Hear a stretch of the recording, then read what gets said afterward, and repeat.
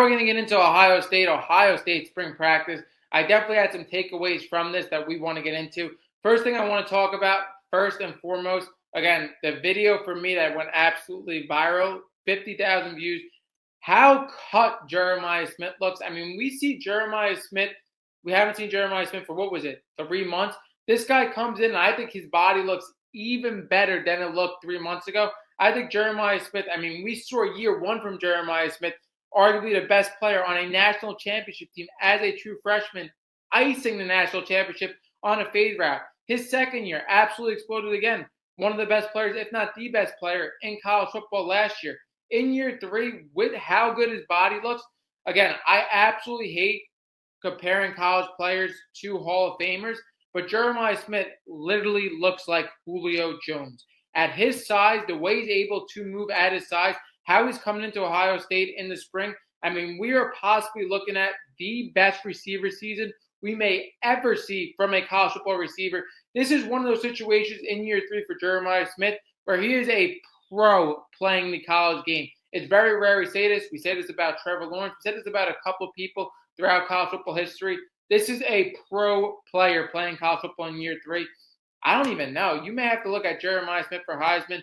And I think the interesting thing with Jeremiah Smith, and we're going to get into the other receivers, whether it's Chris Henry Jr. coming in as a freshman, whether it's Shaquadin Guilford coming in as a freshman, or whether it's Brandon Inniss in his last year. I think Jeremiah Smith, when you look at year one, the two running backs they had Emeka Egbuka, they had Carnell Tate, and then you look at last year, him and Carnell Tate. I think there's going to be way more share of this offense for Jeremiah Smith than ever before. I think, again, for these freshmen coming in, I think they're going to have to learn the playbook a little bit. And for Brandon Inniss, I do think, again, he's going to be more important than ever for this Ohio State offense. And I do think Brandon Inniss is kind of following that Carnell Tate route a little bit. I don't think he's as talented as Carnell Tate, but when you look at Brandon Inniss, him being that fourth receiver in the national championship and him being that third receiver this year, now he finally gets to be that second receiver day one. Very similar to Carnell Tate. Like Carnell Tate was with Marvin Harrison Jr.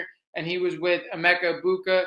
Then his next year, he was with Jeremiah Smith and Emeka Egbuka. Then finally was able to get that wide receiver 2 role. And we know Ohio State really, I feel like they develop talent the best possible way. They give receivers enough workload to make them stay and manage all this talent.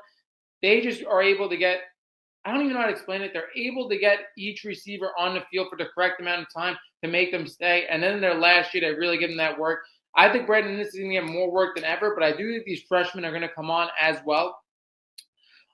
Before I get into Chris Henry Jr. and Shaquadin Guilford, I do want to talk about James Smith. James Smith, I think, was the biggest add for this Ohio State team this year. You could argue it's Chris Henry Jr., but with the amount of turnover that was on this Ohio State defense, I do think, again, when you look at Sonny Styles and you look at Alvaro Reese and Caleb Downs, we all know those guys are going to be top 10 picks in the NFL draft on this defense.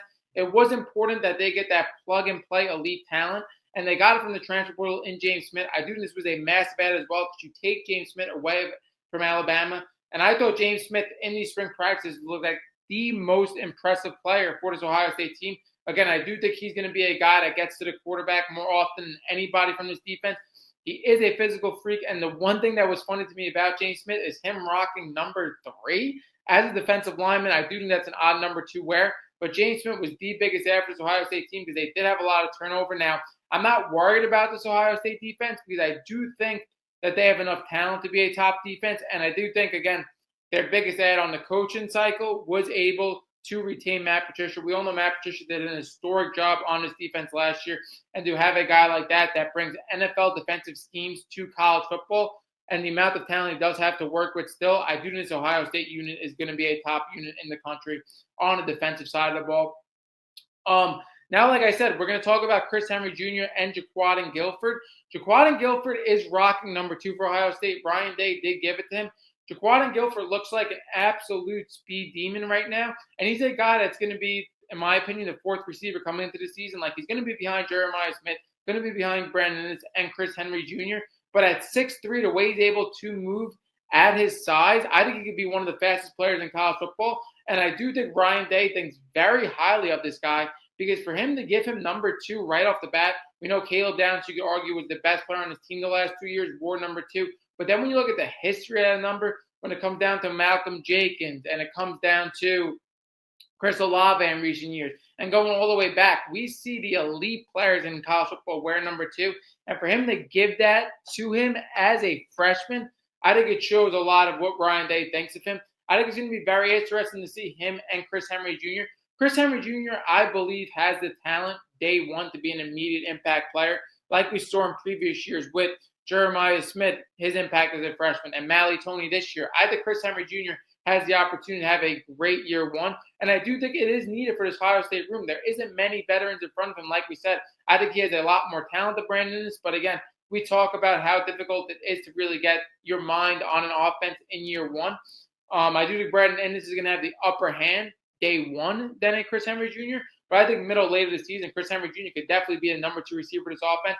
And very similar, like I said, to Sedarian Morgan. When you get a guy like Chris Henry Jr. that's 6'5", like I think he's going to have immediate impact right away. He's going to be able to be used on jump balls. He's going to be able to use in the red zone. So they're going to be able to ease him in just because of how much gifted he is physically. And then he's going to absolutely explode once he's able to learn the offense. I think Chris Henry Jr. could be one of the best freshmen in the country year one. It's going to be interesting to see how it develops in the system.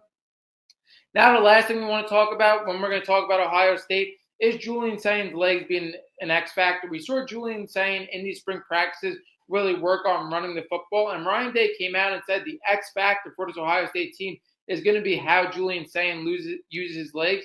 Now, I'm a little split on this. I'm not going to lie to you guys. I'm a little split on what I think about Julian Sain's legs being the X factor. I think when Ryan Day looks at how he lost to Indiana and how he lost to Miami last year, he's really looking at how they got dominated in the front by these defensive lines.